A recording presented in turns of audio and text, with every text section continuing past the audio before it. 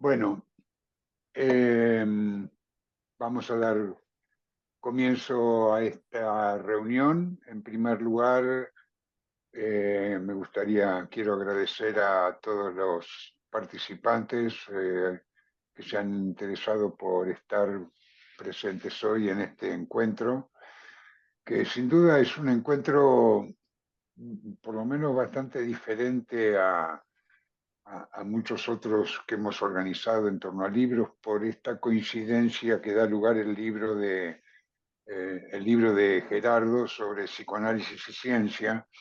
Tenemos un panel un poco mix, ciencia, psicoanálisis, científicos y psicoanalistas, o diría científicos interesados en los temas de psicoanálisis. Y la verdad, por lo menos en mi experiencia, no es demasiado frecuente. Pero bueno, aquí estamos y creo que el libro de Javier justamente apunta a este encuentro, dado que es, como dice el subtítulo, un falso dilema.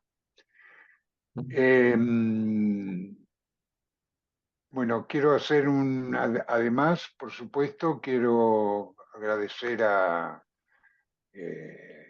Eduardo Martel, a Javier Peteiro y a John James Gómez por su participación y su disponibilidad.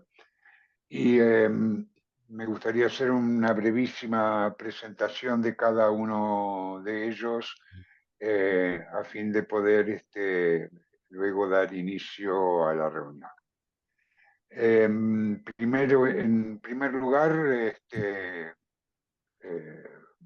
voy a presentar a Eduardo Martel. Eduardo es vicedecano de la Facultad de Ciencias Exactas y Tecnología de la Universidad Nacional de Tucumán. Es magíster en Ingeniería Estructural y Ciencias y es el coordinador general de un proyecto con subvenciones de la Unión Europea que es sobre tecnologías e innovación para la inclusión. También es miembro del Consejo de Administración de la Fundación Simne Iber, que si mal no interpreto es el centro... Lo que tenemos... Perdón, voy a silenciar a todos.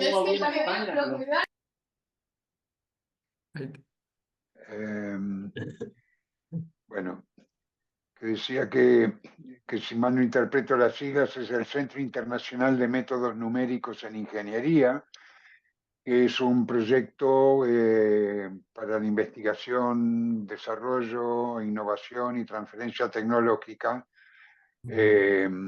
No tengo muy claro si participa o organizado por la Universidad Politécnica de Cataluña. Así es. Además es consultor en temas de coordinación y gerenciamiento en proyectos de ingeniería de industria pesada. Muchas gracias, Eduardo, por estar aquí esta tarde con nosotros. Placer. Javier Peteiro, bueno, es un amigo de la casa ya, es un licenciado en medicina por la Universidad de Santiago de Compostela y doctor en medicina cum laude por la misma. Es especialista en análisis clínicos y ha sido durante largos años jefe de sección de bioquímica en el complejo hospitalario de La Coruña. Hoy Javier ya se ha retirado y también desde hace varios años, a través de sus escritos, en su blog, etcétera, ha venido colaborando con psicoanalistas lacanianos en diversos encuentros y publicaciones, incluyendo varios de sus libros, y es un autor de la casa con su libro Una mirada a la ciencia, la medicina y la espiritualidad. Temas que ya definen cuáles son los focos de Javier. Muchas gracias, Javier, por estar aquí con nosotros hoy. Gracias a vosotros. John James Gómez, gallego, es doctor en psicología por la Universidad de Buenos Aires, magíster en sociología por la Universidad del Valle de Colombia y es psicólogo de la Universidad Cooperativa de Colonia. Es miembro también de la Asociación Foro del Campo Lacaniano de Pereira, de la localidad de Pereira en Colombia, y de la Escuela Internacional de Foros del Campo Lacaniano y docente en la Universidad Católica de Pereira, en donde también es investigador del grupo Clínica y Salud Mental. También autor de varias publicaciones. No hemos tenido el placer de publicar ninguno suyo. Muchas gracias, John James, por estar aquí. Muchas gracias a Y por ustedes. último, Gerardo, que seguramente la mayoría lo conocen, es doctor en física nuclear y ha estudiado cine también, y es psicoanalista, miembro de la EOL de Argentina y de la MP, y es autor de varias obras, entre ellas Una vía práctica para sentirse mejor, que hemos editado en Yoroi, tanto en inglés como en español, y aparte de psicoanálisis y ciencia, el reciente Discursos que atrapan cuerpos, que también acabamos de publicar y que hoy se presenta por primera vez en Brasil. Bien, muchas gracias a todos, pues, y me gustaría que tomara la palabra Eduardo, por favor. Vale. Buenas tardes. Gracias, Henry, por la introducción. Bueno, hoy en día es un lugar común hablar de desafíos, pero precisamente eso es lo que sentí cuando Gerardo me propuso ser parte activa de esta presentación. Agradezco entonces que Gerardo me haya planteado ese desafío porque me da la oportunidad de compartir la experiencia que he vivido con la lectura de su obra. Y ya al hablar de experiencia, eh, hago una primera reflexión respecto a algo que dice Gerardo en su libro, que se refiere a el psicoanálisis más que ciencia es una experiencia. Conceptos como este, junto con otros similares, constituyen el eje del libro. Es un eje de articulación, de vinculación, y en esto, en mi opinión, consiste lo más valioso y lo distintivo de esta obra. Si bien sabemos que la relación que uno genera con un libro cuando lo lee,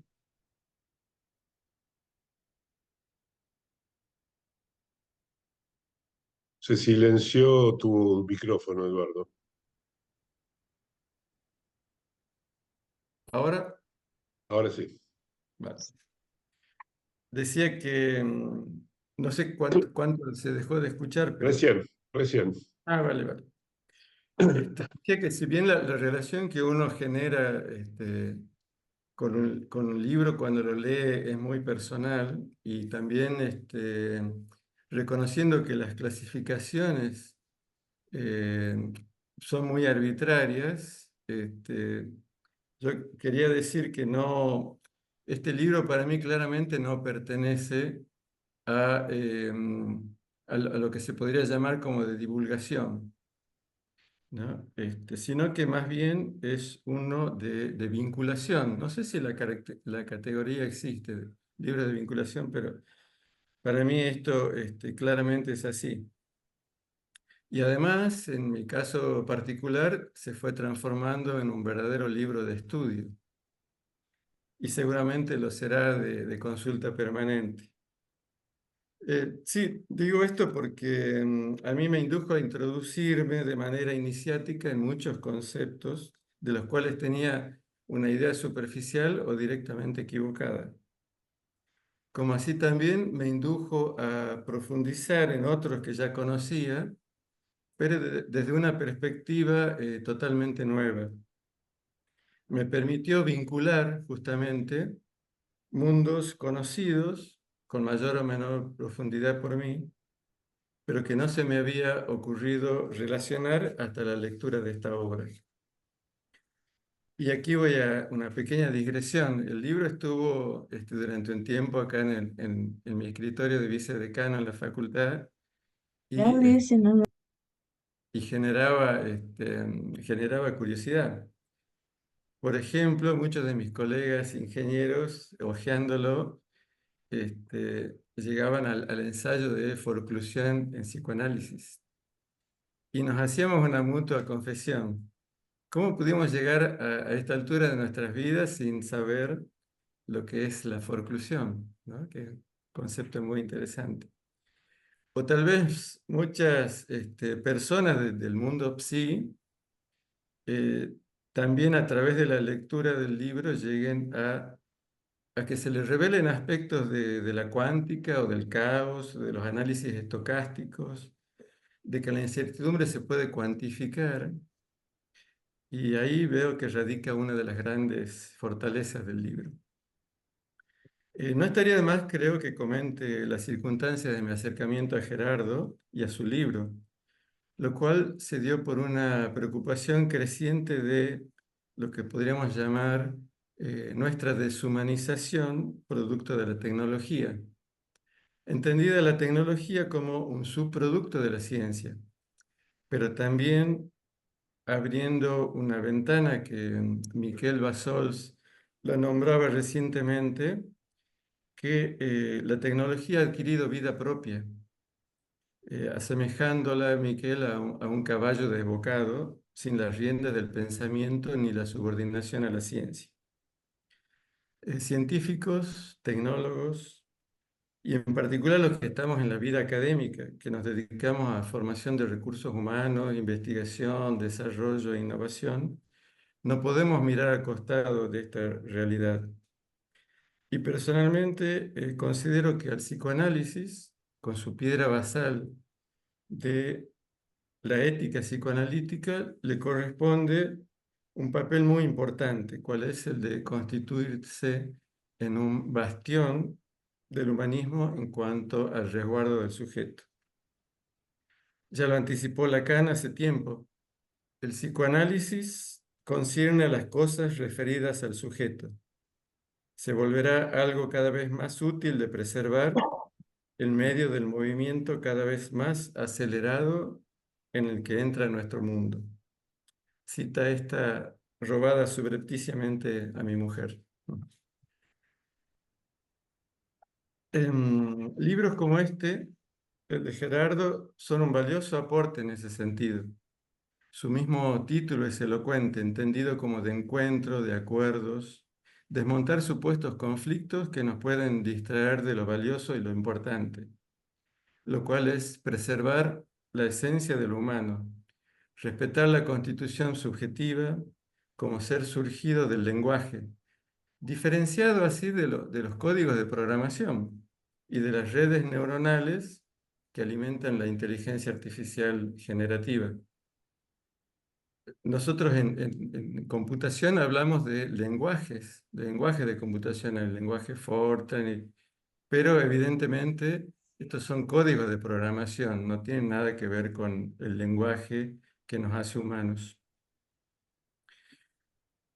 A propósito, esta temática de la inteligencia artificial es la que será el núcleo de esa actividad a la cual estamos proponiendo a Gerardo para el 31 de agosto de este año, aprovechando su visita a Tucumán para actividades del mundo sí. En el mismo plan de desmontar falsos antagonismos, cómo plantear opciones superadoras para desarmar dicotomías a las que llevan posiciones extremas como la tecnofilia versus la tecnofobia, o los tecnoprofetas versus los tecnocatastrofistas, según la valoración que se haga del objeto técnico. El paradigma del libro de Gerardo va en este camino: no tomar posiciones extremas, ni enfrentadas, ni antagónicas, sino buscar coincidencias. Para decirlo de pasada, todo lo contrario a lo que personas como Mario Bunge hicieron en cuanto a destinar tanta energía para denostar al psicoanálisis. A lo largo de su obra, constituida por 16 ensayos, Gerardo recorre hipótesis, teorías, demostraciones, metodologías, algunos conceptos supuestamente reservados a la ciencia, y cobra una resignificada vida la historia de la ciencia desde su momento fundacional aristotélico, con la forclusión del sujeto y la exclusión de lo singular, y el alumbramiento de la ciencia moderna a partir del desalojo por parte de Bacon del sujeto vacío. Y llegando a la ciencia actual, con la irrupción de la cuántica, la relatividad, el caos, los límites planteados por el principio de incertidumbre de Heisenberg y sus connotaciones que implementaron cambios de paradigmas para la ciencia, encontrando siempre Gerardo Diu que galones si el Papa ho van significativos, comprar. quiebres y autores clave que fueron caracterizando la ciencia epocal. Todo este recorrido lo hace Gerardo con permanentes y oportunos relacionamientos que solo personas con su lucidez y su trayectoria pueden hacer, discutiendo similitudes y diferencias entre los caminos de la ciencia y los derroteros del psicoanálisis. Reflexiones desde una posición que él, por su devenir, asume con naturalidad, una visión abarcativa, integradora, no negadora, no clasista, no soberbia, ni menos aún discriminadora, y reconociendo la unicidad del saber por sobre los caminos que nos llevan a él, sobre todo cuando se trata de material tan sensible y complejo como la psique humana, su creatividad y el abordaje de los misterios de la naturaleza. Esta justamente es otra de las ideas centrales del libro, la episteme y la sofía por sobre la doxa. Y en este caso sí que en el libro Gerardo se muestra claramente combativo y encuentra un antagonismo que no es para nada falso. La episteme y la sofía, es decir, el saber, el conocimiento, la razón, la lógica, lo epistemológico, lo ontológico, versus la doxa, entendida como lo alienante, lo reduccionista, lo falsamente simplista, lo forzadamente uniformizante. En definitiva, el avance sobre la dignidad humana que conllevan algunas prácticas sostenidas por teorías pseudocientíficas, orientadas por intereses de mercado y de actores faltos de ética. El discurso psicoanalítico y el científico del mismo bando, el cientismo, el cientificismo y la pseudociencia del otro bando. Y espero que no suene autorreferencial si desde mi posición del ego en el psicoanálisis, en el sentido de no haber abordado nunca su estudio, dedico unas palabras para relatar lo que me ha movilizado, las reflexiones a las que me ha llevado el tratamiento ameno que en el libro se hace sobre las extensiones lógicas, las modalidades, cómo se van elucidando en este tratamiento los conceptos de singular, de significante, cómo se trata con naturalidad el trascendental concepto de lo real, la discusión de los distintos reales y fundamentalmente cómo estos tratamientos pueden resultar esencialmente funcionales a la causa lacaniana, por lo que significan en cuanto a la apertura del psicoanálisis, lo interdisciplinar, la interacción constante entre distintos enfoques y metodologías, reconociendo que cada campo del saber contiene fragmentos de desarrollo humano que pueden contribuir a los otros campos. En otras palabras, lo que predican los verdaderos sabios, independientemente de qué campos hayan surgido. Un tratamiento al estilo del debate de las luces, con que Gerardo homenajea a Lacan. Y no puedo dejar de resaltar que este libro, en mi caso, deja tanto preguntas como respuestas. lo cual constituye para mí la mejor de las alabanzas. Es un verdadero fuelle para alimentar el fuego del deseo de entendimiento, de comprensión, mientras provee al mismo tiempo elementos y herramientas para tender puentes que, tal como ha ocurrido con la filosofía, la lingüística, la antropología, vinculen las ciencias duras ahora con el psicoanálisis. Retomando la idea de la insubordinación de la tecnología, gracias a la obra de Gerardo me pregunto, por ejemplo, ¿qué se puede hacer desde el psicoanálisis para contribuir a que el pensamiento retome el control sobre el desbocado corcel tecnológico?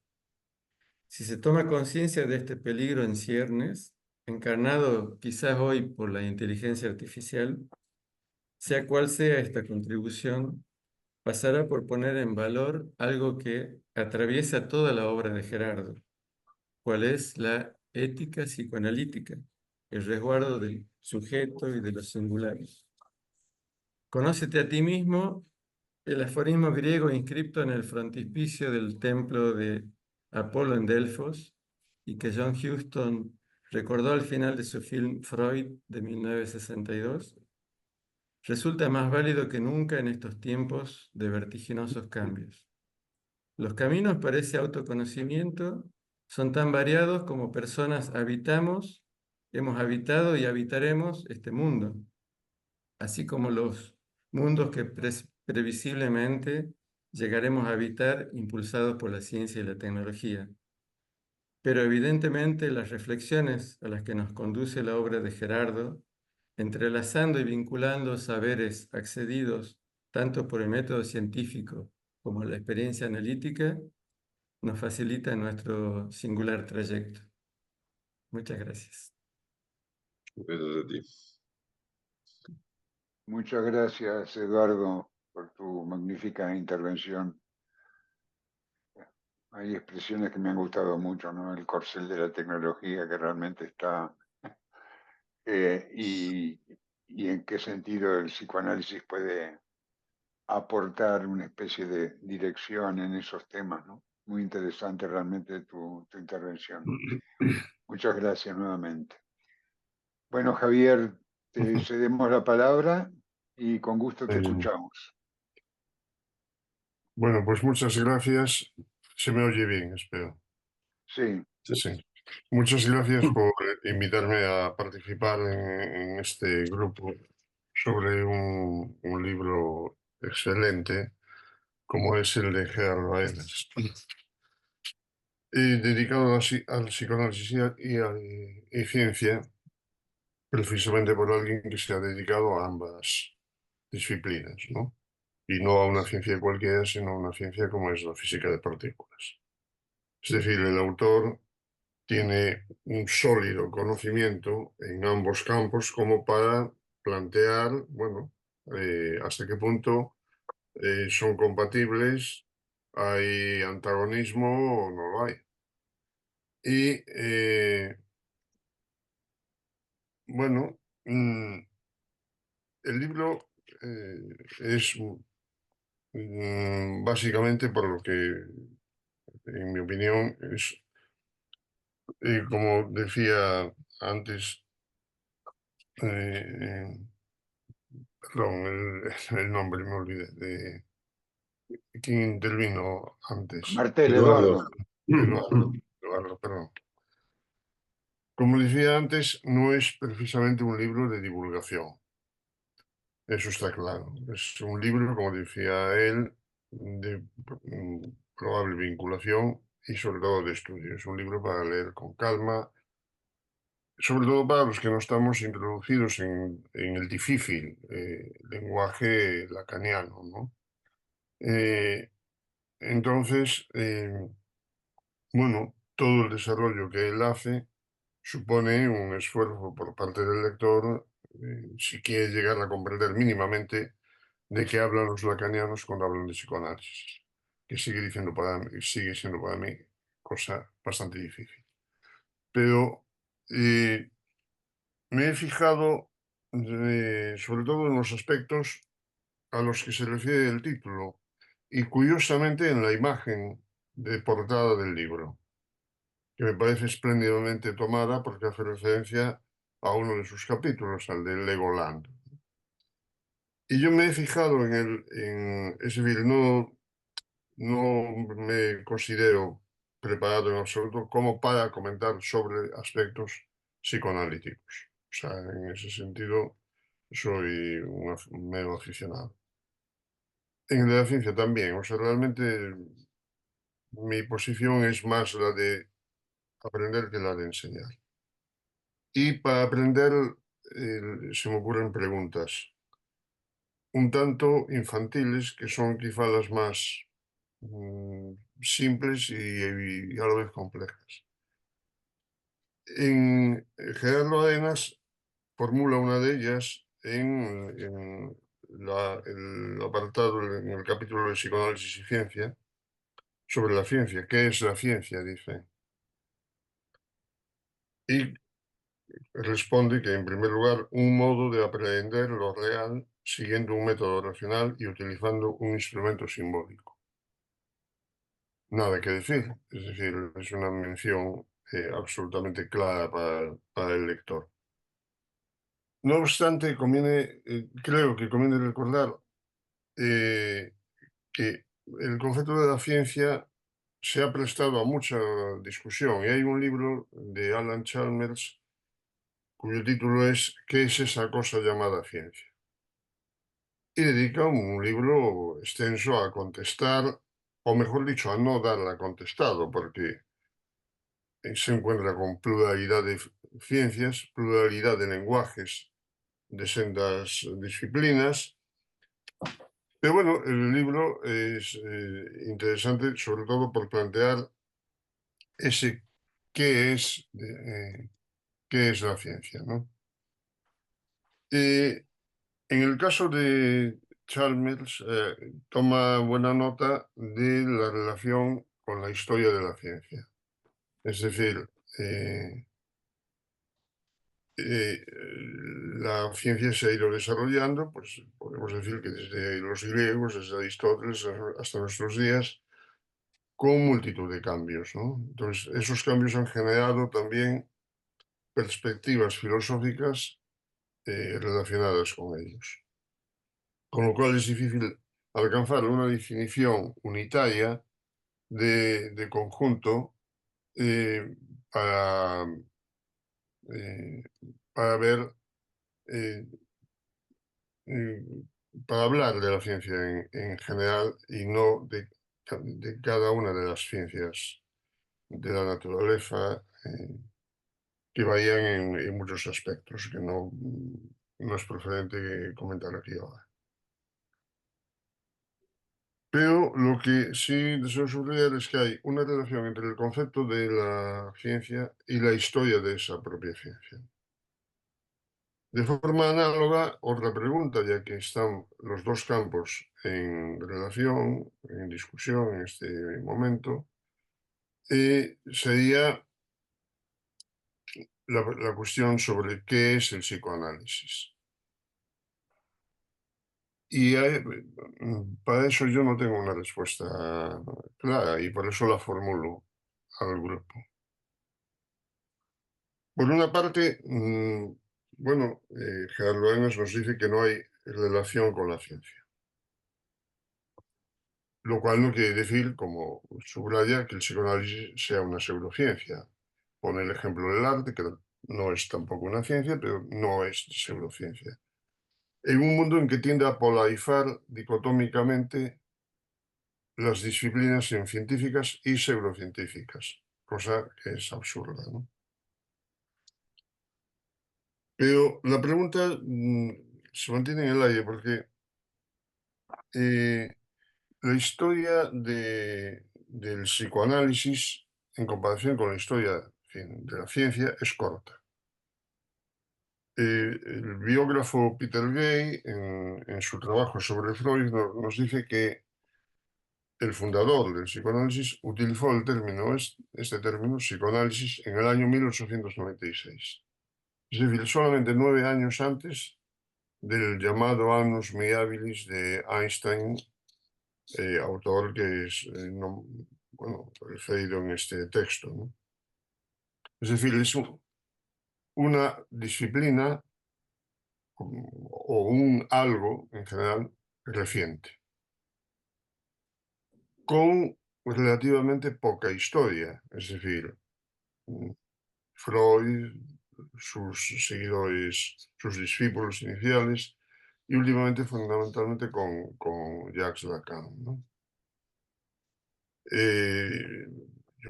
Por lo que tengo entendido, el psicoanálisis prácticamente se reparte en dos grandes grupos, la IPA y el psicoanálisis lacaniano.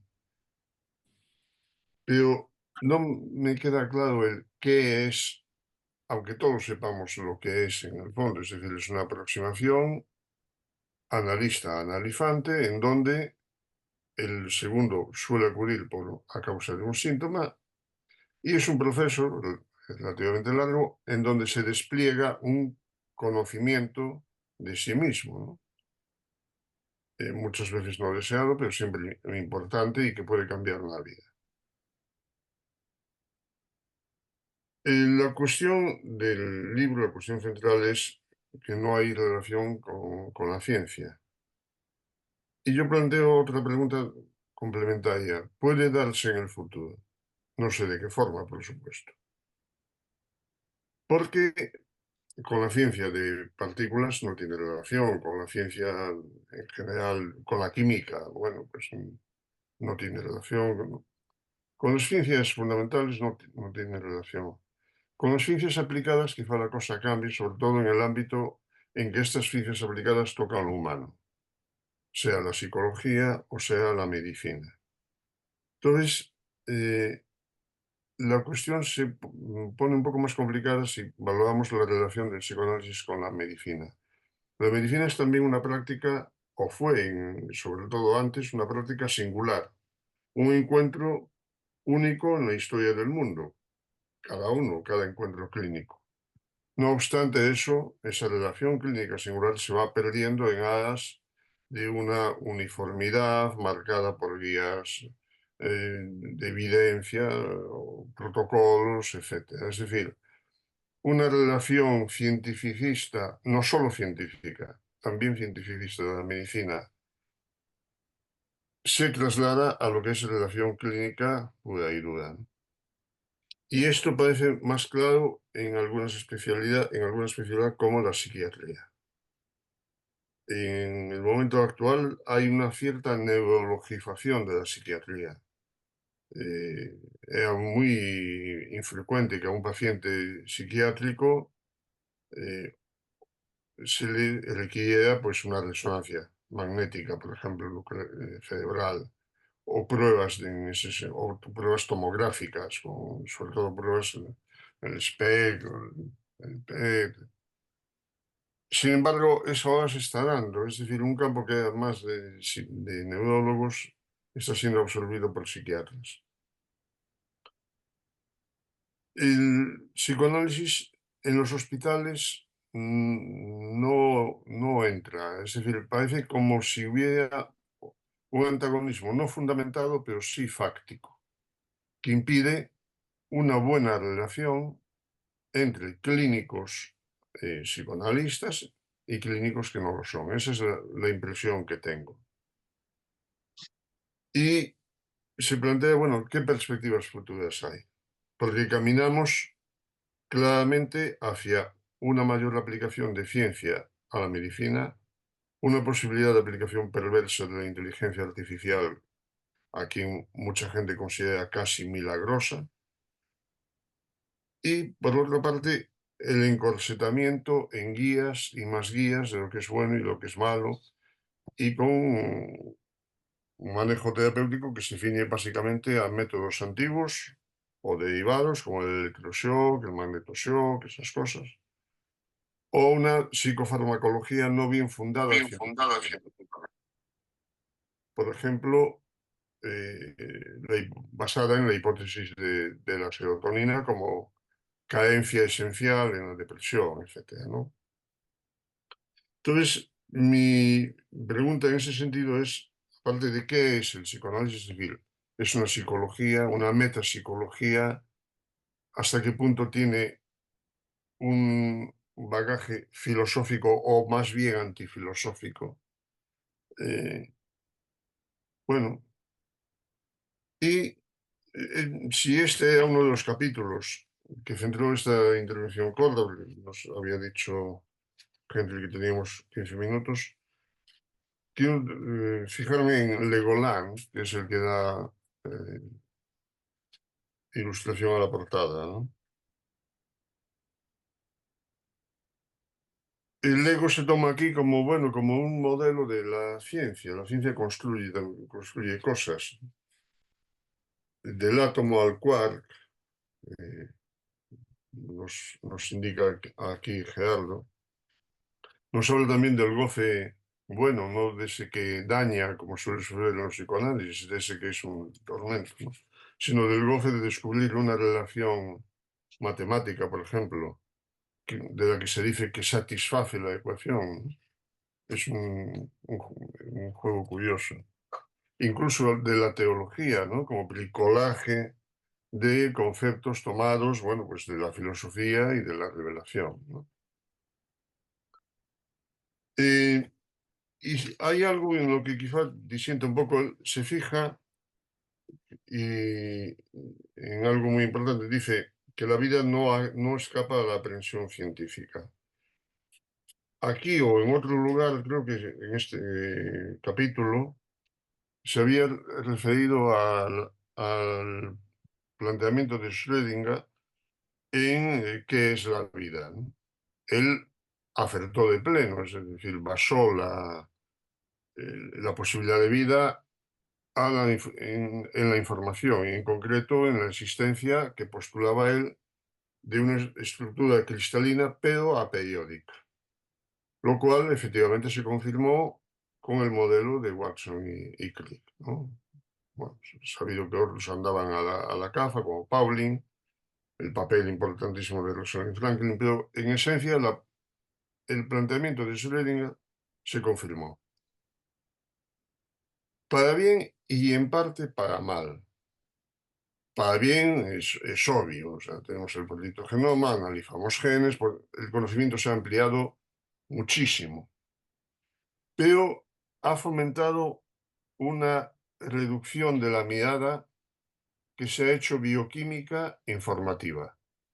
Es decir, la vida pasa a ser información biológica, pero información. Y esa información es química, es bioquímica y transformable por química.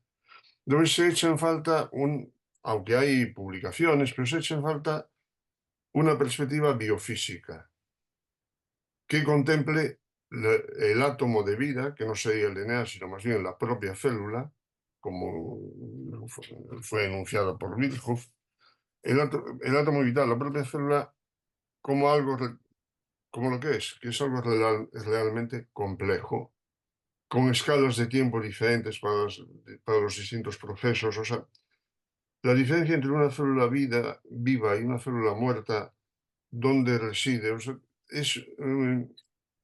es discutible que el problema de la vida desde el punto de vista científico esté resuelto. Es luego unos segundos nada más solo para decir, vamos, él sostenía que el vitalismo es una mitología o un delirio. La ciencia no es ciega a la vida, sino que por mirarla de cerca las pone en un stand de Legoland. Bueno, en cierto modo, ese stand serían los modelos moleculares y el mejor, el más claro es el del DNA, ¿no? Pero se echa en falta un poco la mirada, por ejemplo, de hace 100 años o algo más, de los grandes naturalistas, de una biología comparada. Tenemos modelos experimentales, pero son relativamente pocos. Y estamos perdiendo mucho de la biodiversidad en cuanto a contemplación, una contemplación que pueda traducirse incluso en aspectos utilitarios, ¿no? Y finalmente, él alude al ser hablante, ¿no? El ser humano, por lo que he ido viendo, el psicoanálisis lacaniano lo concibe como ser hablante. aunque sea sordomudo, o sea, puede hablar, puede expresarse, ¿no?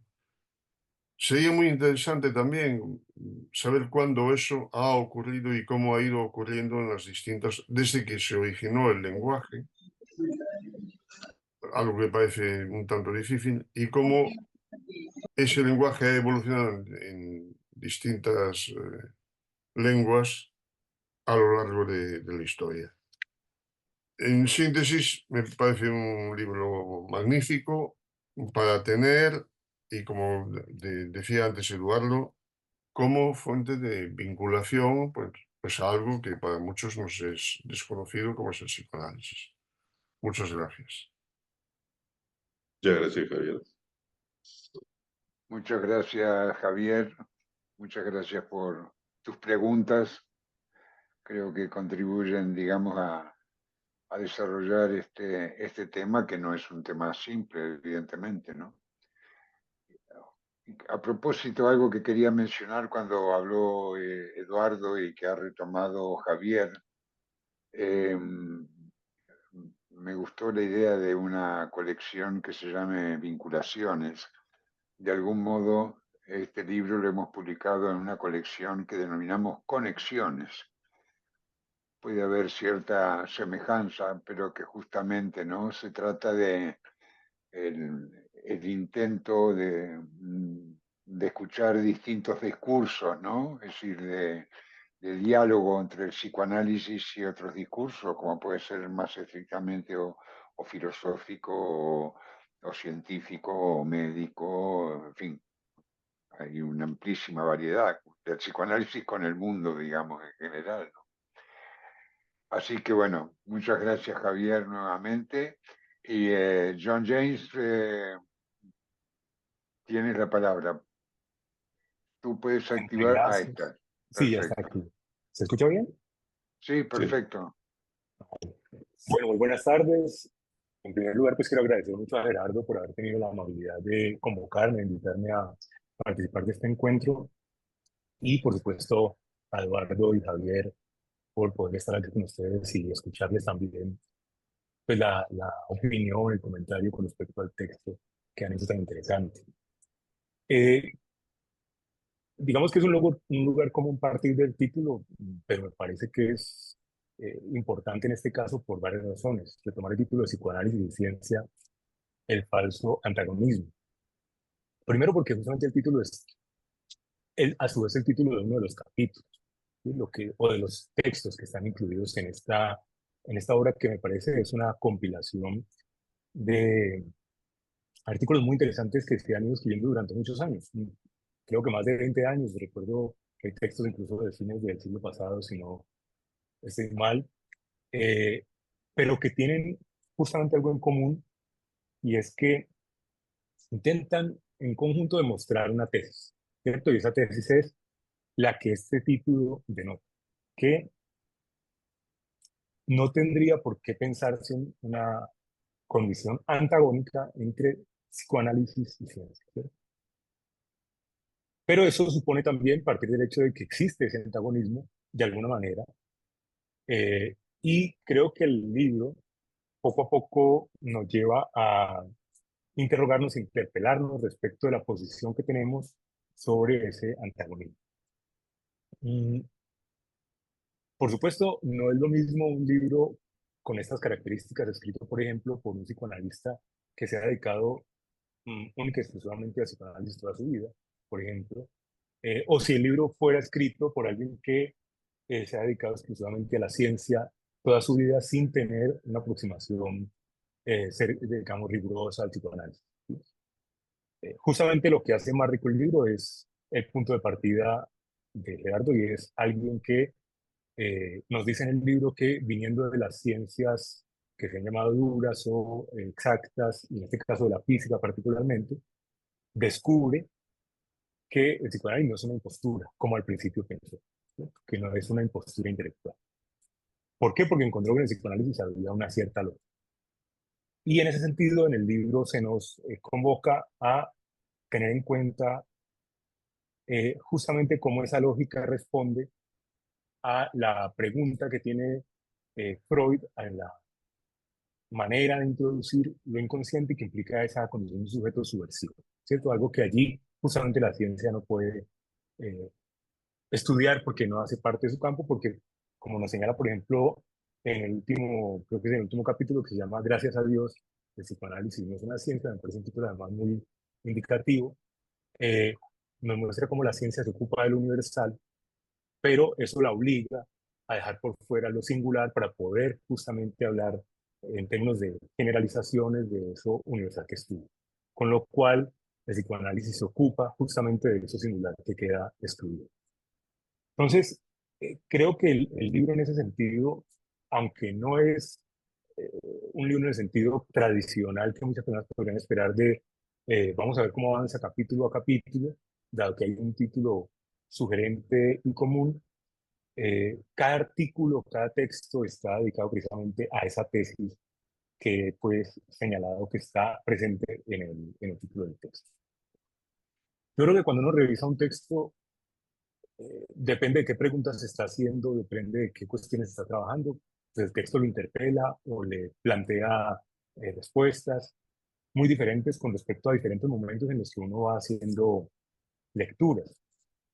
Y eso también hará que seguramente entre los lectores pues haya algunos que se interesen más por unos capítulos, por unos textos, que por otros. Particularmente a mí hubo algunos que me llamaron poderosamente la atención, entre esos el que mencioné, que es el último, desde Gracias a Dios y una ciencia, también el que mencioné que da título al libro, también Casus Belli, que es un texto muy interesante, o Legoland, al que ya se refirieron, pero hay una cosa en común en todos esos capítulos, además del interés de demostración de esa tesis, y es que todos parten, o por lo menos la mayoría de ellos, de experiencias en las que Gerardo inicia hablando como una persona que se encuentra con contingencias de la vida, como entrar a un almacén donde venden, a un comercio donde venden Legos, o como alguien que se encuentra con un texto de Lacan y ese texto le plantea preguntas, pero en todo caso siempre llevándonos a que eso que nos plantea y que parte de lo más contingente y que tiene que ver con una experiencia muy particular de él, no se queda o no se convierte en una anécdota, en una versión anecdótica, sino que es el punto de partida a través del cual se despliega la pregunta que él intenta responder y toda la argumentación. ¿Sí? Creo que el texto viene muy bien en un momento, justamente como señalaban Eduardo y Javier, o sobre todo Javier, en que hay una polarización en que las cosas deben ser o ciencias o pseudociencias y se deja como por fuera cualquier otra posibilidad, pero además en el que hay un afán por demostrar que la ciencia debería, a mi juicio, volver a ser la ciencia del positivismo inaugural del siglo XVIII y XIX, que desconoce las otras condiciones que han surgido y las otras posibilidades epistémicas, teóricas y metodológicas que han surgido a lo largo del siglo XX y ya lo que va del XXI. Y en ese sentido, hay en el capítulo justamente de Psicoanálisis y Ciencia, eh, en el capítulo que lleva ese título, una cita a la que me quiero referir, que me parece muy interesante incluso para las personas que de alguna manera somos parte también de la psicología. ¿Sí? Voy a permitir leérmela, no es muy extensa. Dice lo siguiente en la página 65 para quienes tienen un libro o para quienes lo van a tener dentro de poco, pues que puedan mirarlo bien en la página 65. Dice, el psicoanálisis posee métodos, instrumentos y objetivos diferentes a los de la ciencia. Aunque tenga frecuentes vínculos con esta, no aspira a constituirse como tal, ni necesita hacerlo. Y esto hace que, en cuanto a ocupar un lugar en la pseudociencia, el psicoanálisis sea peor candidato que cierta psicología autodenominada experimental. ¿Por qué me llama la atención o me parece interesante esta cita en particular? Fíjense que cuando se trata de lo que tiene que ver con la vida psíquica, eh, uno puede encontrar entre muchas posiciones dos que me parecen particularmente radicales. Una, la posición absolutamente, digamos, mentalista, que desconocería cualquier posibilidad de intervención del orgánico dentro de lo que tiene que ver con la vida psíquica. U otra completamente eh, fisicalista, biologicista, que desconoce completamente que el lenguaje, por ejemplo, tiene una corporalidad que al fusionarse con este cuerpo biológico genera un nuevo cuerpo que yo llamo cuerpo funcional y que tiene unos efectos muy particulares y unas condiciones muy particulares. ¿Sí? De hecho, si uno mira esa posición, pues ahí estaba lo que los compañeros mencionaban ahora, de poner este énfasis en lo neurológico hoy en día en la psiquiatría, por ejemplo. Entonces, suponer que son los neurotransmisores los que determinan completamente todo lo que tiene que ver con la vida psíquica.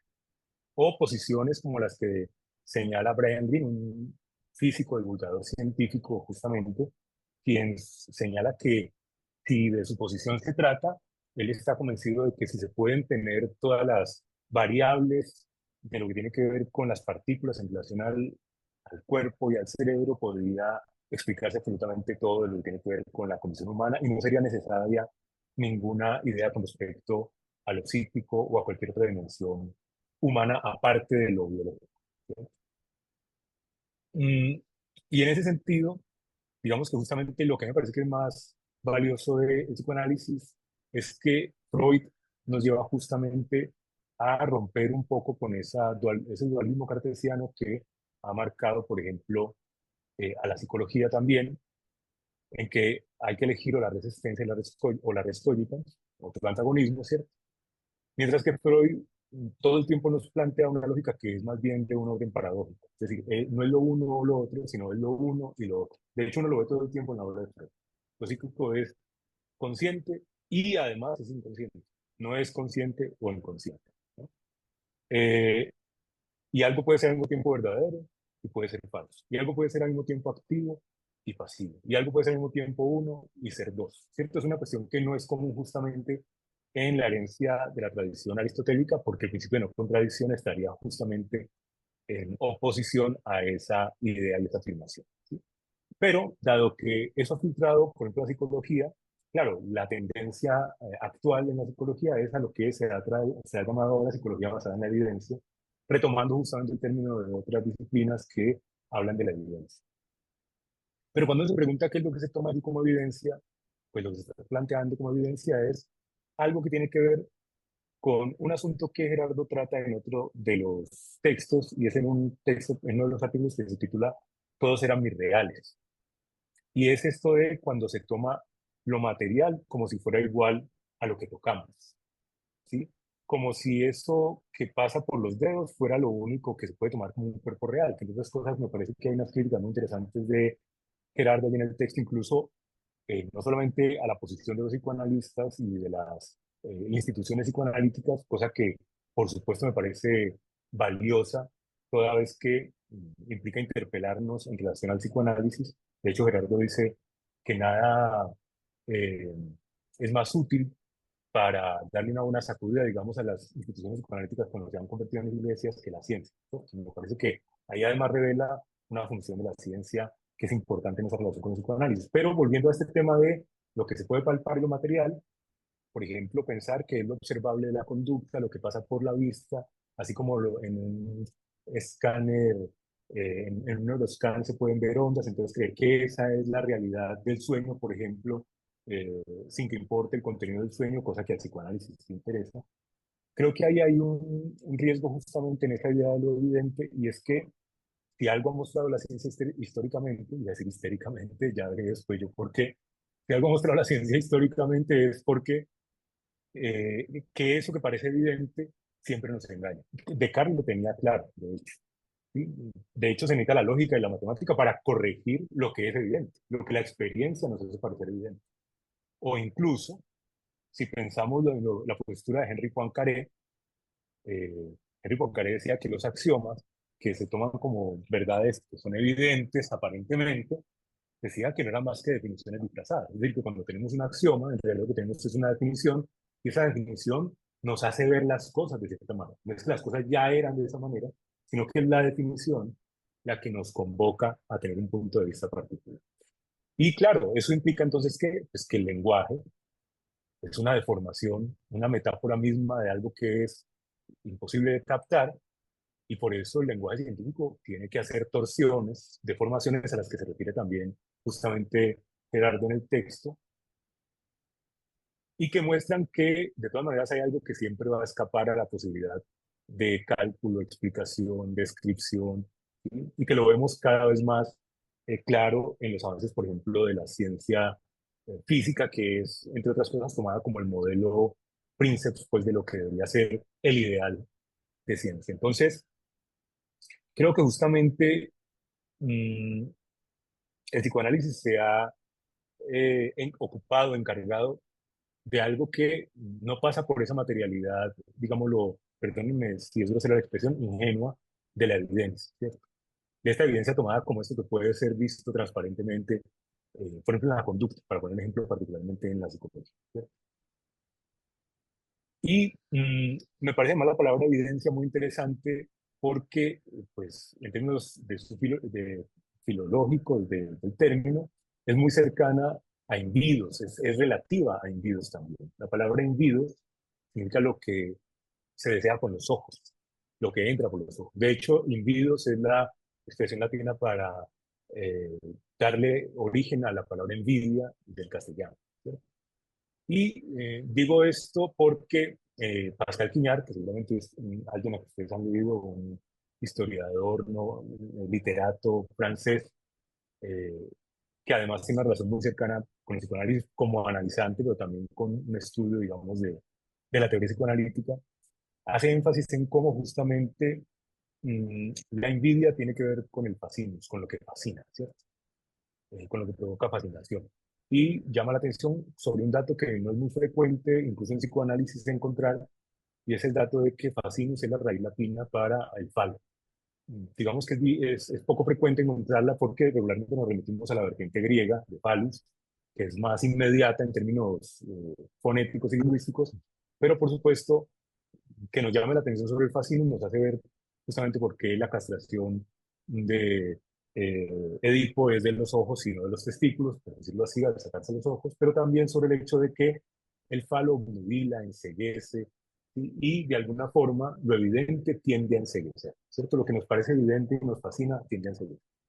Y para concluir un par de minutitos, justamente creo que lo más valioso del texto es que lo que yo puedo constatar con alguna frecuencia es que las aproximaciones más rigurosas al psicoanálisis suelen ser, a mi juicio, de personas que en principio no han tenido una buena relación con el psicoanálisis. Es decir, de personas que han tenido una relación compleja porque vienen ¿no? de otras disciplinas ajenas a la psicología y al psicoanálisis, o porque al principio, como Gerardo, pensaban que era una impostura intelectual y eso los interpela, o como mismo Lacan, que al principio no estaba muy seguro del psicoanálisis, pero venía encontrándose con cosas e incluso con la molestia de que Lacan no haya leído su tesis y él haya leído con ojeriza a Freud, ¿cierto? Con transferencia negativa, que no es lo mismo que el odio, tratando de ver qué podía extraer de ahí.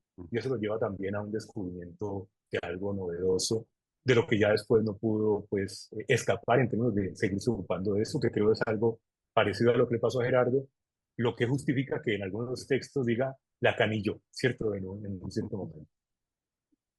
Entonces, en ese sentido, claro, creo que esa posición de la transferencia negativa, que no es el odio, sino la sospecha, no quitarle el ojo de encima, digamos que el odio yo la clasifico más como transferencia positiva, a la vez que es la contracara de la emoción, dos caras de la misma moneda, las dos fascinan, nos movilan. Es muy fértil esa posición de la transferencia negativa en cualquier campo, pero particularmente en ese campo me parece supremamente rica. Y claro, es por eso que creo que el libro de Gerardo tiene un gran valor, toda vez que plantea justamente la posibilidad de interrogarnos, incluso en el psicoanálisis, de esa posición que a veces hay de suponer que el psicoanálisis tendría algún tipo de superioridad por alguna razón con respecto a la ciencia, desconociendo que justamente el psicoanálisis, si bien se ocupa de cuestiones que están en la exterioridad de la ciencia, como dice Gerardo, atraviesa la ciencia para poder ocuparse de eso. De lo contrario, eso sería inviable. Entonces, a mí el libro me deja muchísimas preguntas, muchísimas cuestiones por trabajar, pero al mismo tiempo me pareció completamente refrescante en términos justamente de que no es frecuente, así como decía Henry al principio, encontrar presentaciones de libros, espacios relativos al psicoanálisis donde hay eh, personas que se dedican a otras ciencias, a otras disciplinas. Este libro me parece tiene esa misma riqueza justamente de no entrar en los lugares comunes de la repetición, de las frases hechas, eh, con las que se arman textos para hablar en términos repetitivos de lo que dijo Lacan o Freud, sino que justamente habla de una palabra propia y eso me parece muy valioso. Bueno, muchísimas gracias. Gracias a ti, John. Bueno, John, muchas gracias por tu intervención. En fin, creo que hay mucho contenido en esta reunión, y lo cual es un gusto que sea así. Gerardo, seguramente querrás comentar alguna de las cosas que han dicho los participantes. Sí, sí. Quiero hacer una aclaración para todos los asistentes, es que aquellos que después de la intervención de Gerardo quieran tomar la palabra, eh, por favor usen la imagen de levantar la mano, y agradeceremos que las intervenciones sean concisas, recordando aquello de que lo breve es si bueno, dos veces bueno. Perdón, lo bueno si breve, dos veces bueno. Bien, Gerardo, Ok. adelante. Bueno, vuelvo a agradecer lo que dije antes en privado, tanto a Henry que organizó esto, como a John, Eduardo y Javier que aceptaron eh, leer y discutir el libro. Eh, bueno, esto daría pie como para tomar un café juntos o beber unas copas y seguir charlando hasta altas horas de la noche, pero también voy a tratar de ser breve. Eh, Tomé notas de algunas cosas que fueron diciendo mientras hablaban, y voy a retomar solo algunas de los planteos de Eduardo. Em, Bueno, sí, por supuesto, sería muy bueno encontrar alguna manera de que el psicoanálisis pudiera tener alguna incidencia en no diría tanto en la subjetividad contemporánea, sino en esa especie de epidemia de desubjetivación contemporánea, ¿no? Este, hay algo de la dignidad humana que se pierde cuando se considera a cada uno de nosotros como un ejemplar particular de una especie de ley universal, tratable por métodos científicos o estadísticos exclusivamente, que es algo señalado muy tempranamente por Hegel en la fenomenología del espíritu. Como algo inherente a la naturaleza humana, el hecho de que cada uno de nosotros tiene algo que lo hace único, y que Freud en algún momento llamó el núcleo del propio ser. Lacan le dio otros nombres un poco más complicados, pero que está directamente vinculado con el hecho de que somos seres hablantes, y por tener ese carácter hablante, nuestros cuerpos están atravesados por discursos, tema que desarrolló en el libro siguiente, pero nuestros cuerpos están atravesados por discursos, por múltiples discursos que nos conectan con personas que quizás no conocemos, que quizás ya no existen o que quizás aún no han nacido. Porque esa es una de las propiedades particulares y mágicas que tiene precisamente la existencia de los discursos, ¿no? Eh, Son lazos de palabras que tienen una consistencia y una eficacia fenomenal. Y bueno, nuestra dignidad en algún sentido depende del reconocimiento de esa singularidad, de eso que nos hace únicos, incomparables, y que es distinto de nuestra individualidad, ¿no? Muy distinto de la individualidad. Como individuos, por supuesto, somos ejemplares de una especie. La singularidad es otra cosa. Trato en varios lugares en este libro, pero también desde mucho antes, de hacer esa distinción lo más clara posible. Eh, También me gustó de lo que dijo Eduardo, retomar la mención fugaz que hizo de uno de los artículos, que es Casus Belli, ¿sí? Motivo de guerra, porque no es que el libro sea completamente pacifista y que busque limar asperezas entre psicoanálisis y ciencia. el subtítulo, el falso antagonismo, es para situar dónde no está el antagonismo. Hay lugares donde sí, por supuesto, hay posiciones fuertemente encontradas entre el psicoanálisis y la ciencia. Hay antagonismos que no son falsos, que son reales. Y la cuestión es no equivocar el blanco, ¿no? En algún sentido, un espíritu general de estos artículos es eso, sobre todo corregir nuestra puntería para ver dónde deberían estar puestas nuestras armas. Hay un libro de Castanet, muy, traducido al castellano, que traduje al castellano hace poco tiempo sobre neurociencia y psicoanálisis, que está muy bien en ese sentido, sobre todo porque apunta a esa especie de explosión de lo neuro en este último tiempo, que es una de las formas del reduccionismo, ¿no? Al que hacía también referencia Javier en su intervención. Mm, Otra de los términos clave que mencionó, que utilizó en su exposición Eduardo y que quiero retomar es el de apertura. Yo pienso que un aspecto fundamental de la política del psicoanálisis en el mundo es favorecer la apertura, es decir, no cerrarse sobre sí mismo, aprender la lengua de los otros, dialogar con los otros. La invitación hecha a Eduardo, que es ajeno al campo del psicoanálisis, aunque está próximo a él en otros sentidos, lo mismo con Javier.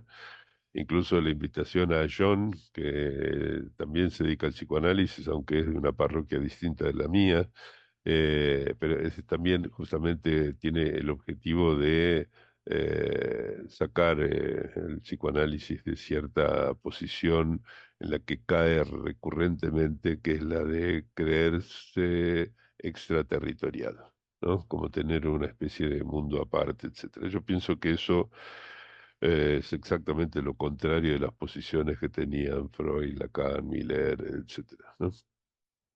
Eh, entonces, bueno, mi modesta contribución a esa apertura, entre otras cosas, tiene que ver con los artículos de este libro, ¿no? O sea, poder dialogar con quienes se dedican, por ejemplo, a la biología o a la inteligencia artificial o lo que sea, ¿no?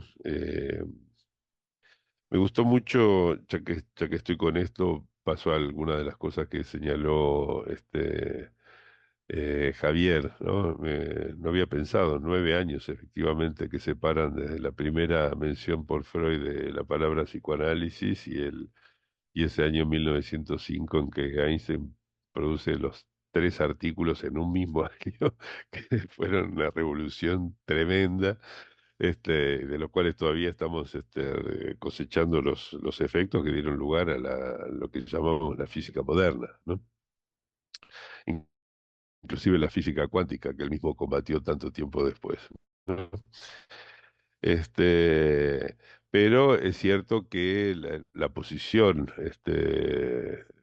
digamos, que ha tomado la ciencia respecto de esos trabajos de Einstein ha sido de una aceptación mucho más rápida que lo que ha hecho la cultura con las puestas freudianas, ¿no? Entonces, en este sentido, por más que la ciencia moderna, ¿sí? Contemporánea, digamos, la post-einsteiniana, ¿sí?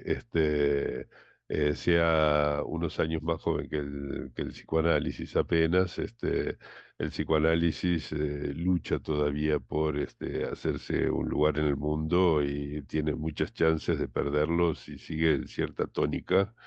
Creo que conviene tener presente como para modificar. También me gustaron las preguntas de Javier. Javier es una persona que tiene siempre un carácter muy crítico que yo valoro mucho, ¿sí? Y muy cuestionador, ¿no? Por ejemplo, esto que él dijo de, bueno, no hay relación con la ciencia, pero y después y más adelante podría llegar a verla, ¿sí? Esto es interesante, pero yo tal vez poco prejuiciosamente tiendo a pensar que no. Este, Pienso yo que siempre va a haber algo de la prevalencia del universal sobre lo singular en la ciencia para que sea ciencia, que va a impedir absorber lo propio, lo esencial de la experiencia analítica. Pero es cierto que eh, en algún sentido, mi propio libro tiene un aspecto reduccionista, que es que considera que la ciencia es tal o cual cosa y habría que ver, ¿no? Hay otras ciencias, hay otras maneras de concebir la ciencia, o que el psicoanálisis es esto y no aquello, cuando, bueno, en fin, hay otras definiciones del psicoanálisis. Así que aprendo mucho de ese comentario de Javier, que si bien es cierto, no es un texto de divulgación, sino de vinculación, como dijeron, ¿no? Tal vez tendría que tener una consideración un poco mayor por el lector que leo en ambas disciplinas, ¿sí? Eso lo tengo en cuenta para futuras escrituras. Eh, Ahí, digamos, este movimiento contemporáneo, digamos, reduccionista en términos generales, no afecta, como señaló muy bien Javier, solamente al psicoanálisis, ¿no? Afecta también, por ejemplo, a la medicina, él lo señaló, y la psiquiatría en particular, cada vez más protocolarizada, etcétera. Sé incluso que en España, donde vive Javier, la situación del psicoanálisis es todavía peor que en otros lugares. En la Argentina, por ejemplo, todavía sigue teniendo mucho lugar el psicoanálisis en el hospital. Y aquí en Brasil, donde me encuentro en este momento, hay bastiones de psicoanálisis en el hospital que se conservan, incluso algunas recientes conquistas. Pero bueno, el avance feroz digamos, del prefijo neuro y de la visión cognitivista de la mente ha infiltrado rápidamente los espacios de salud mental, inclusive los ministerios de salud en muchísimos países, y eso ha hecho que se empiece a considerar que el psicoanálisis no tiene nada que hacer allí. Con una salvedad, que como me gusta viajar por el mundo y conversar con colegas de distintos ámbitos, me he dado cuenta de que este, a, a los psicoanalistas lacanianos siguen enviándole los casos de psicosis difíciles, ¿no? En todos los servicios siempre buscan algún psicoanalista lacaniano porque ni los psiquiatras ni los psicólogos que no psicoanalistas quieren tomar los casos de psicosis difíciles, ¿no? Así que eso por lo menos nos da un viso de supervivencia posible en los hospitales, en los servicios hospitalarios. Eh, bueno, y con respecto a las puntuaciones que hizo John, este, bueno, dije algo también, ¿no? Él habló del antagonismo falso y sugirió hay otro antagonismo. Bueno, sí, ahí hay que hilar más fino en relación a cuáles son los verdaderos antagonismos del psicoanálisis, sin que eso implique cerrarse respecto de la ciencia. Y yo he visto en muchos colegas una posición anticientífica, ¿no? Y eso es un desastre realmente, porque es tener una mentalidad un poco medieval. ¿Sí? Uno no puede ser contrario a la ciencia, uno tiene que saber, entender qué es la ciencia, qué hace la ciencia, cuáles son los alcances, también cuáles son los límites de la ciencia y sobre todo pensar en los problemas éticos, que son los que nos competen esencialmente, los que tocan a la singularidad y a la dignidad humana, ¿no?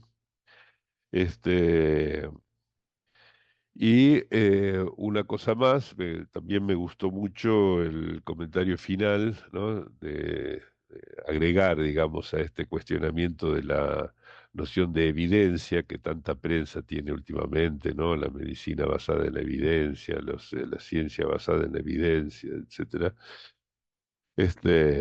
Cuando es llamativo, ¿no? Porque, digamos, si hay algo que caracteriza a la ciencia es que no asume nada como evidente y que más bien progresa por ir destruyendo evidencias, ¿no? Lo que parecía evidente antes se pone en tela de juicio y siempre se progresa un poco hacia atrás, ¿no?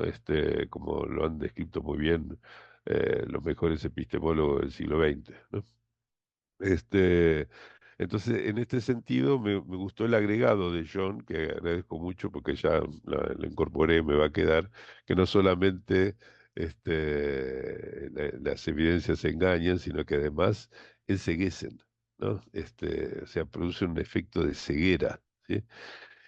Creo que ese es el punto donde tal vez convergen los comentarios de los tres, aunque no hayan hablado explícitamente de la cuestión de la evidencia, pero este asunto de que hay algo en la ciencia y en el modo en que la subjetividad contemporánea lee qué es la ciencia, qué uso darle a la ciencia, que tiene un efecto enceguecedor. Y agrego, digamos, un efecto también somnífero, que hace que las personas sean más fácilmente manipulables, manejables en términos de algoritmos, de propagandas, de partidos políticos, etcétera. ¿Sí? Yo creo que hay un efecto hipnótico, ¿sí? Que está muy, muy difundido en la actualidad, que tiene que ver, entre otras cosas, con esa pseudo evidencia que se ha puesto de moda. Entonces creo que también allí es algo en lo cual los analistas quizás tengan alguna cosa para decir, ¿no? Digamos, buscando producir de vez en cuando algún efecto de despertar, ¿no? Que eh, pueda sacar de ese sopor. Pero bueno, no me quiero extender mucho más, así si hay alguien de los que están aquí presentes que tiene ganas de participar, de agregar algo, me gustaría ampliar la conversación. También a Eduardo, Javier y John, si quieren agregar algo más, en fin, que sea una charla. Bueno, muchas gracias, Gerardo. Bueno, abrimos las intervenciones y eh, quizá Eduardo, Javier y John quieran comentar algo, dialogar algo con Gerardo. Javier ha Ahí levantado Javier la levantó la mano. mano, Sí. así que Javier, y luego ya tenemos también otra persona que está interesada, así que Javier, tienes la palabra. Tiene que abrir el micrófono. Tienes que conectar el audio.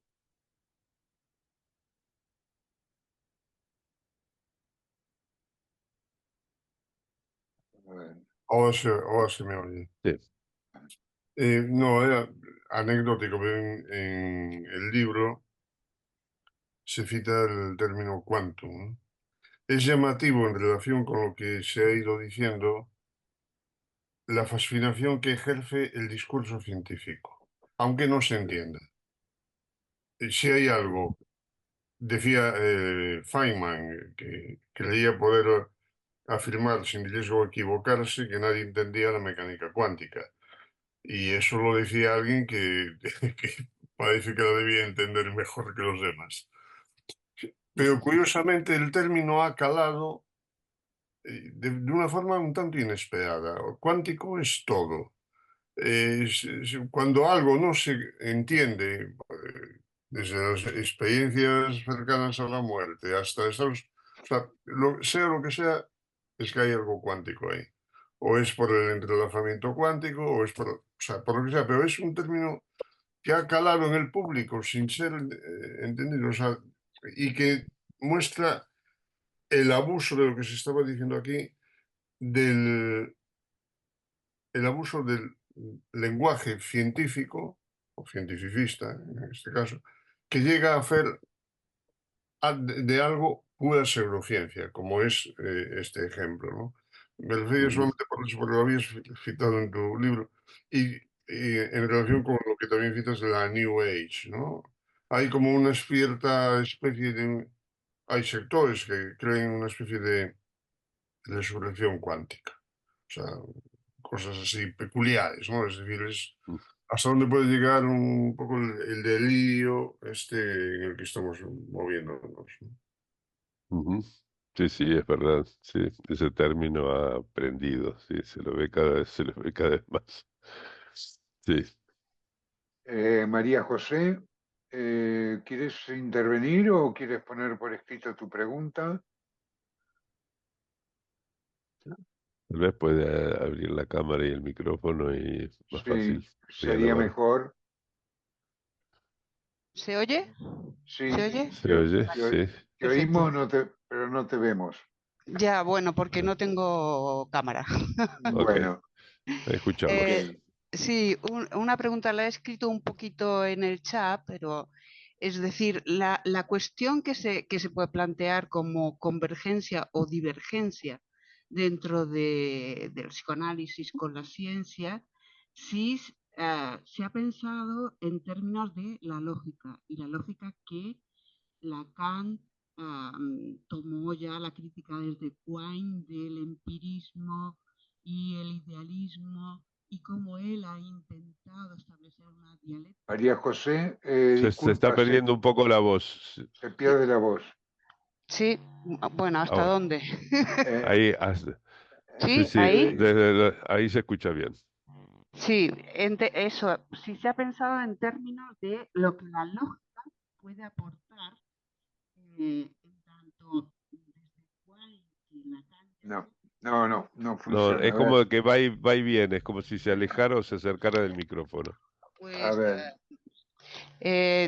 te lo he puesto ahí. sí, En- voy a leer la pregunta de María, el comentario de María José.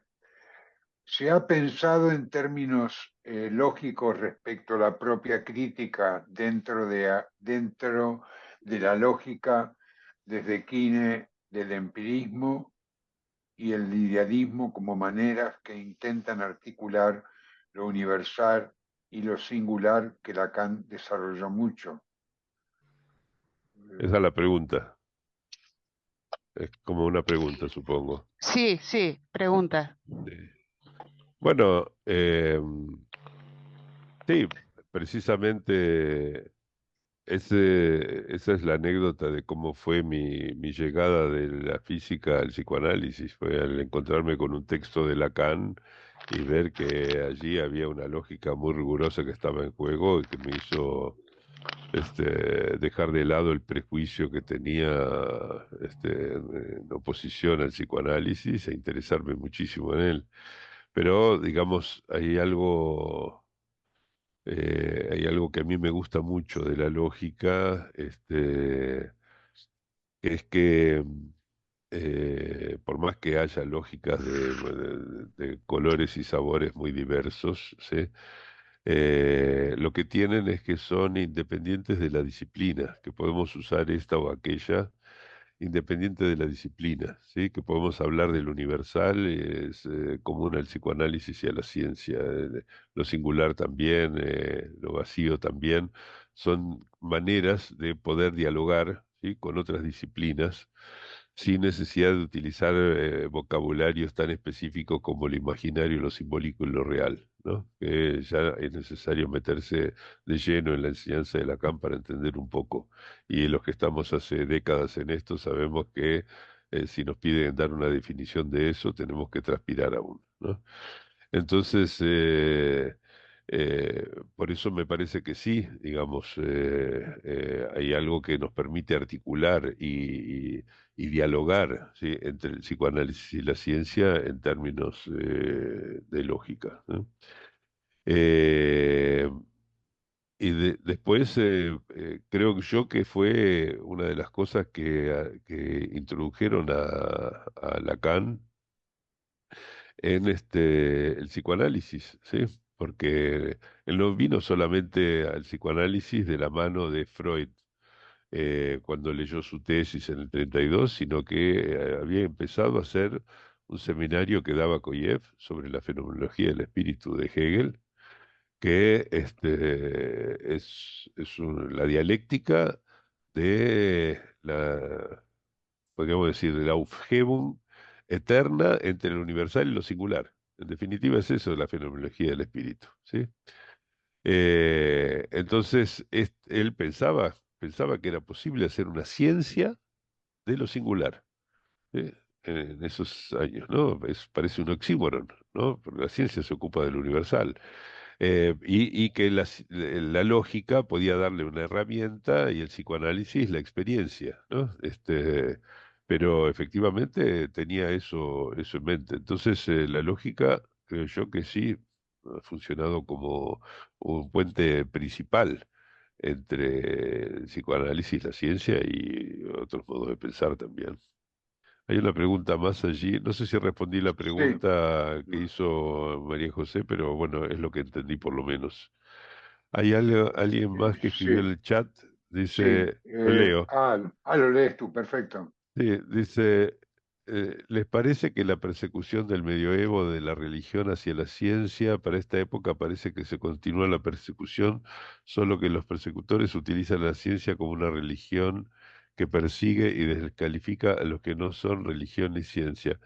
Bueno, Esteban, yo recomiendo mucho la lectura de un libro de uno de los mejores divulgadores científicos que yo he conocido, no, pero no personalmente, sino que he leído, que es Arthur Koestler. Hay un libro maravilloso de Arthur Koestler que se llama The Sleepwalkers, ¿no? The Sleepwalkers, los sonámbulos, ¿sí? Eh, que cuenta documentadamente, digamos, muy documentadamente, la historia del nacimiento de la ciencia, ¿no? Un poco en la línea de lo que Javier decía que hacía falta, ¿no? Bueno, ese libro de eh, Kessler es muy bueno como para quitarle cierta pátina romántica a la gesta de Galileo. Galileo no fue perseguido por la iglesia, Galileo no estuvo en las mazmorras de la Inquisición, Galileo adrede metió un factor 2 en una ecuación que estaba mal porque no le daba el cálculo de las mareas y los sabios jesuitas que lo enjuiciaron le dijeron que había un error y que por lo tanto no estaba demostrado lo que él creía haber demostrado. Eh, entonces es bueno, digamos, ir a los documentos porque Galileo era un gran publicista, hizo mucho realmente como para hacer avanzar la ciencia, pero esa parte es un poco criticable dentro de su posición. Yo no creo que haya habido una persecución de la religión hacia la ciencia. Hubo cuestionamientos, por supuesto, y fueron recíprocos además, ¿no? La ciencia también hizo muchas críticas a la religión y la sigue haciendo. Hoy en día me parece que la mejor posición, también voy a mencionar a otro divulgador científico que admiro, eh, que es Paul Davies, creo que es australiano, si mal no recuerdo. Él escribió hace unos 30 años un libro que se llama La mente de Dios, que es una bibliografía que creo que todos deberíamos leer alguna vez, que en definitiva muestra que siempre hay lugar como para que en algún rincón del alma se puedan conciliar la ciencia y la religión. Digamos que no necesariamente es obligatorio ser ateo para ser científico, ¿no? De hecho, lo muestra muy bien cómo se mueven, digamos, siempre hay un lugar posible para pensar a Dios en la ciencia. Entonces, yo creo no hay tanta persecución. Eh, yo creo que, digamos, los debates serios tienen que darse en el nivel de los fundamentos, ¿sí? Y para eso es muy importante meterse en el nivel de los fundamentos, tanto del psicoanálisis como de la ciencia, como de la religión, ¿sí? Y creo que conviene dar buenos debates. Hoy son bastante difíciles, por eso me gusta la conversación que estamos teniendo ahora, porque creo que por lo menos apunta a que sea en un nivel de los fundamentos, ¿no? Eh, Hoy todo es tan apurado, tan somero, tan a primera vista, que es difícil tener una conversación seria sobre estas cosas. En fin. Bueno, no sé si he respondido a tu pregunta, Esteban, pero bueno, creo que podemos dejar un poquito de lado la imagen de las persecuciones recíprocas. Hay otras reales. Esas son las falsas, digamos. Hay otras que son reales.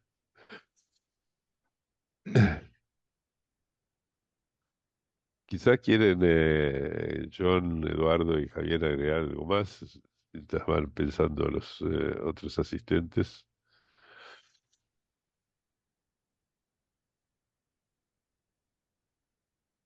John, Sí, no, que estaba pensando bueno, dos cosas rápidamente. La primera sobre lo que decía Javier del término cuántico, y puede ser, digamos, un poco tonto lo que planteo, pero me parece que es indicativo de cómo ciertos vocablos se convierten en significantes como fundamentales en cada época y perduran por un cierto tiempo. Van a pasar de moda, ¿cierto? Porque como dice Pierre Bourdieu, la moda es lo que pasa de moda, ¿cierto? Pero pienso, por ejemplo, en vocablos como trans, ¿cierto? Desde que surgió lo que se puede atravesar de un lugar a otro, los transatlánticos, las grasas trans, los transdiagnósticos, empieza a haber una moda como pasa con neuro, por ejemplo, en este momento, incluso él se habla del neuromarketing, es decir, como que usar el término se convierte en una forma publicitaria, justamente eh, que hace o da cuenta de cómo la finalidad no está en el fundamento, como decía Gerardo ahora, sino en lo que puede producir el uso del término en cierto contexto, que además en muchos casos tiene que ver es con el capital y con lo que implica la acumulación, pues en una época como la nuestra, ¿cierto?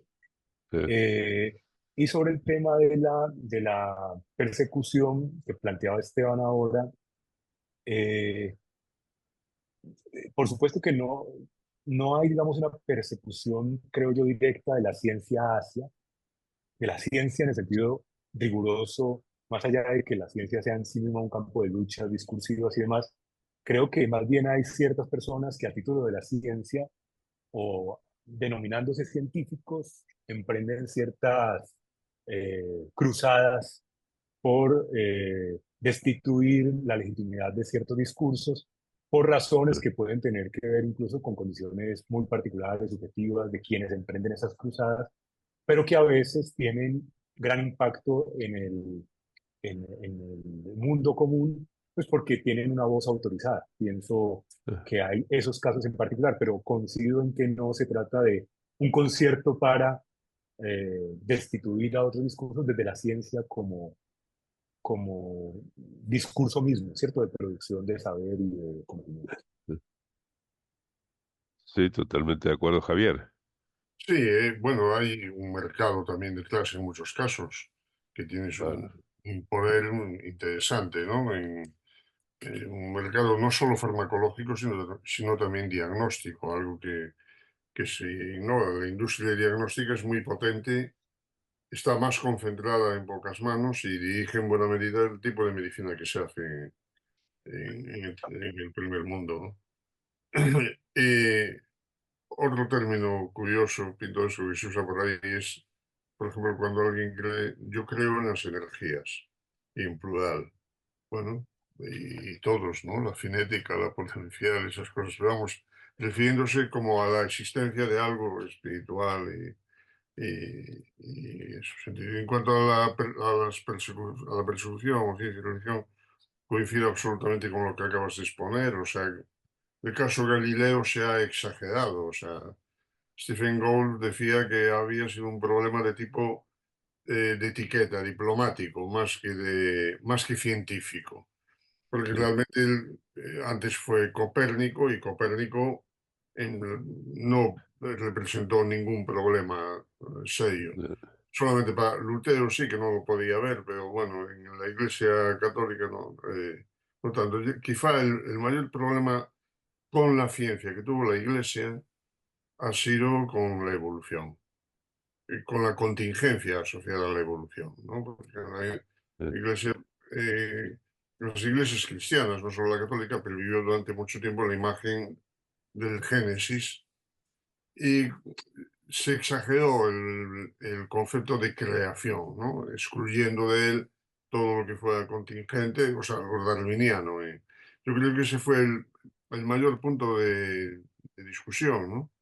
Y el que quizá, pues, vamos, hubo un cierto dilema con la figura de Teilhard de Chardin, porque era jesuita y a la vez, bueno, pues estuvo muy implicado en esa cuestión, ¿no? Más que científico, yo creo que era poético, ¿no? Desarrollando la hipótesis del Cristo cósmico y todas esas cosas. Ese es el punto, es decir, como si la contingencia fuese algo no teísta, entonces eso creó cierta fricción, pero que yo creo que no fue propiamente una persecución como la que hubo en otras ocasiones inquisitoriales y más por motivos teológicos, de teodoxias, que científicos, ¿no? Ujú. El caso de Giordano Bruno probablemente sea más del orden teológico que del científico, ¿no? Es la Sí, idea. sí, absolutamente de acuerdo. Sí, sí, tal cual. Hay alguien más que escribió en el chat, a ver, dice Alejandro López del Chaco. Dice, Kuhn nos habla de paradigma, la psicología se encuentra en posición preparadigmática, no por ello deja de ser científica, ya que el mismo Kuhn lo señala. Se puede decir que las posiciones diversas en las que manifiesta la psicología serían más bien propuestas paradigmáticas. Entonces, ¿qué lugar le cabe al psicoanálisis allí? Bueno, ahí no entiendo muy bien, no conozco la expresión preparadigmático que sería. Tal vez Alejandro podrías tomar la palabra y explicar un poco mejor eso. No llego a entender, entonces no sé qué responder. Eh, Javier, Paradigma es un término que usa Thomas Kuhn, sí, el participante. Eh, un paradigma viene a ser una verdad asumida en función a lo que la ciencia ha ido mostrando. O bien, esa verdad puede ser cambiada por otra a la luz de resultados científicos. Ese proceso de cambio de paradigma, por ejemplo, un paradigma puede ser que el Sol gira alrededor de la Tierra, hasta que hay datos más que consolidados de que justifican lo contrario. Un paradigma puede ser la mecánica newtoniana, hasta que se impone la einsteiniana. Eh, Otro puede ser el continuo, hasta que se impone lo discreto con el atomismo material, el atomismo de Planck energético, etc., ¿no? Entonces, el cambio de paradigma, lo que propone este hombre, Thomas Kuhn, es que proviene al principio, surge al principio muy lentamente, con pequeños hallazgos o descubrimientos que no casan bien con lo establecido. Entonces se va dando poco a poco un proceso de acumulación de datos en contra que obliga necesariamente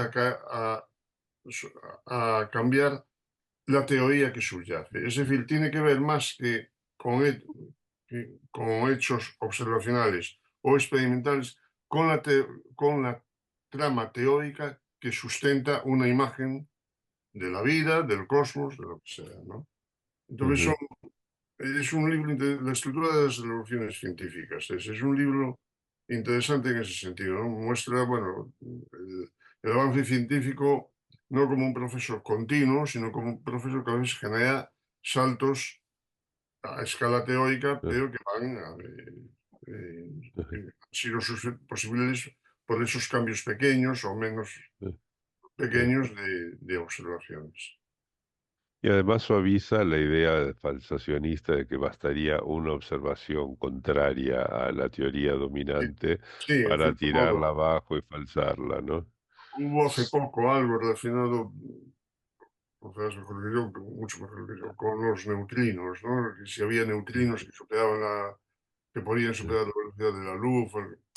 sí, Pasó en su día con la fusión fría, ¿no? Que hubo réplicas y contrarréplicas. Bueno, uno de los problemas que tiene la ciencia hoy en día es la falta de o sea, que no se atiende a la buena repetición, a la reproducibilidad. Entonces, Sí, bueno, eso no genera problemas porque mucho de lo publicado no es especialmente relevante. Cuando algo lo es, como ocurrió con la fusión fría, sí se toma en cuenta la reproducibilidad y se llega a ver si eso es real o como fue ujú, falso, ¿no? sí, sí. Bueno, acá Alejandro nos aclara que el momento preparadigmático sería, digamos, un momento anterior a que alguna de esos paradigmas rivales, logre copar, por así decirlo, la comunidad científica y unificarla. Sí, en el psicoanálisis, no sé si eso existe, tal vez no existe, no sé si existirá, pero hay corrientes, etcétera, y por supuesto que tenemos momentos paradigmáticos. El momento freudiano es un relato que tiene su vigencia y ha costado mucho modificarle ese paradigma para introducir el paradigma lacaniano, por ejemplo, que no todos aceptan, en fin. Pienso que se puede pensar en esos términos. Está bien lo que dice Alejandro, me parece. Que hay alguien más que levantó la mano, Sí, Sandra. Sandra, puedes activar el micro y ya lo Sí, activó. buenas Dale, tardes. ¿Me escuchan allí bien? te Dígame. escuchamos. Perfecto. Bueno, si bien entiendo que no es el énfasis o la línea específica del libro, me gustaría que nos pudieran hacer algún comentario alrededor de la relación entre psicoanálisis y ciencias sociales. Y si Gerardo, con su experiencia desde las ciencias exactas y las personas que han comentado el libro, ven más o menos antagónica o problemática la relación con las ciencias sociales que con las ciencias exactas o que nos pudieran comentar al respecto. Gracias. Uf. Bueno, en fin, se podría hablar todo un día sobre eso, tal vez bastante más, pero quiero retomar algo que creo que en algún momento menciono, no me acuerdo ya, en algún lugar, creo que en el artículo sobre Lacan en la ciencia y los científicos, que es que este, Freud creía que el psicoanálisis era una ciencia, ¿sí? Él le llamaba la ciencia de lo anímico inconsciente, incluso, ¿no? Creo que en la presentación autobiográfica o por ahí, por esa época, lo definió así y lo sostuvo en más de una oportunidad.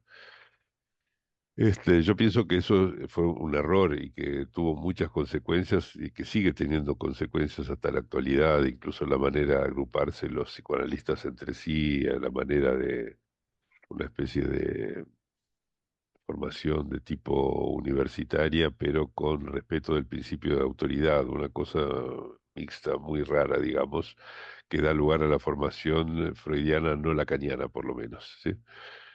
Lacan tuvo posiciones muy cambiantes respecto de la relación del psicoanálisis y la ciencia, e incluyó aquello a lo que apunta tu pregunta, Sandra, de qué tipo de ciencias hablar para ver si el psicoanálisis era o no una ciencia.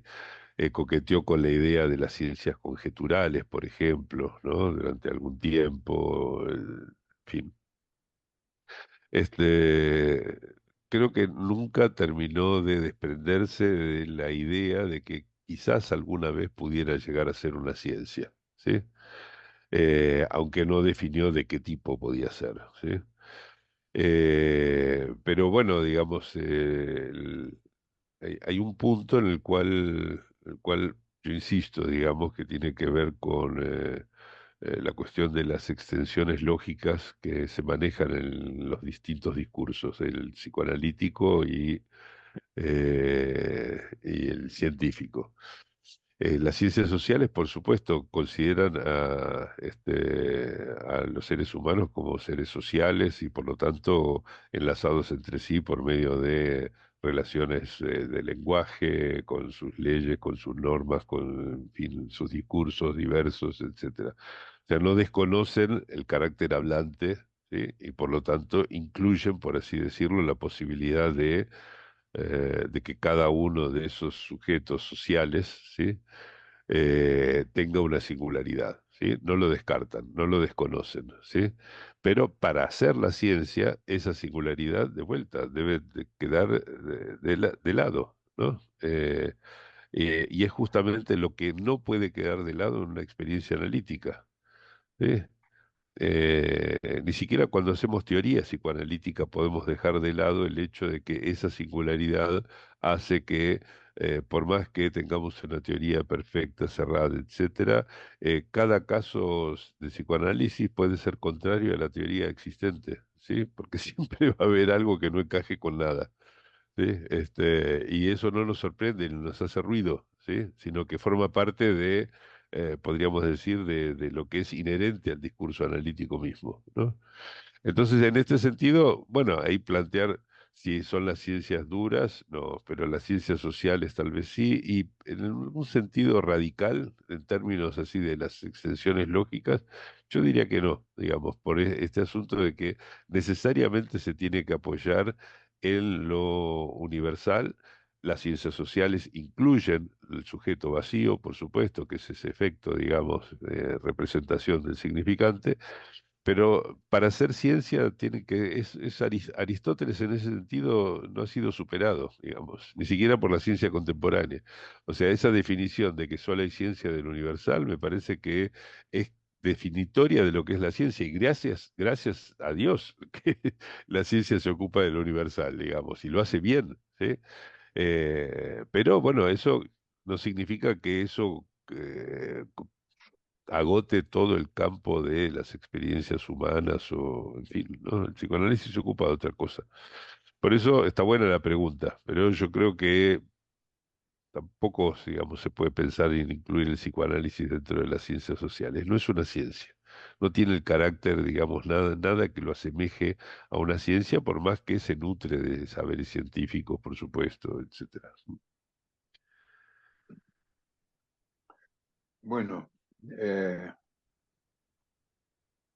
estamos casi ya sobre la hora límite. Eh, no hay más preguntas de momento, entonces, eh, por mi parte, pues agradecer a todos por este interesantísimo encuentro. Ha sido realmente un panel de lujo. Y sí me gustaría informar a todos los asistentes, como ya alguien consultó, que esta presentación se va a publicar y se va a avisar a todos los inscriptos de la misma, ¿no? Así que, pues, por mi parte, muchas gracias a todos, a ti, Gerardo, sobre todo, por haber escrito este libro. Es un gusto tenerte como un autor en Yoroi y, por supuesto, a Eduardo, a Javier y a John James y a todos los que nos han acompañado hoy. Yo solo unas palabras más de agradecimiento. Para mí es una de las experiencias más lindas de la vida encontrarme con quienes leen alguna cosa que yo haya escrito y pueden leerla críticamente. Eh, eh, Aprendo, eso me estimula para pensar y repensar, y me he encontrado con tres lectores excelentes, así que agradezco mucho no solamente que hayan aceptado el reto, sino que lo hayan hecho de esa manera. Un abrazo para los tres, un abrazo para ti, Henry, también. Un abrazo para todos los que estuvieron aquí presentes.